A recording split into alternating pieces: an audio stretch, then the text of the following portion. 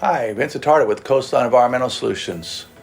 Commonly we do air duct cleaning for a lot of our clients, especially when they've had a mold concern or after a fire damage, but just general maintenance, it's a good idea to have your air ducts clean. However, it's not a good idea to have your air ducts clean if you have asbestos-contained material, ACM. Asbestos-contained material is asbestos and it should be remediated or abated. In fact, it's abatement. Asbestos abatement should be and only can be done by a certified asbestos abatement contractor. And typically it needs to be tested by a CAC, a certified asbestos consultant.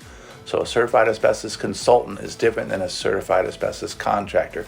They both work hand in hand with each other, and typically we would test the materials and determine if they have ACM content in them.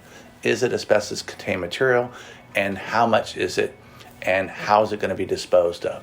If it's an air handling system, the air ducts, it's fairly cut and dry, but they still should be tested because the abatement company wants to know what the percentage of it is and how much work is involved. So don't be having your air ducts clean, and don't remove the air ducts in your home if there's asbestos contained material in the flex ducting, in the rigid ducting, or in the boots where the registers are.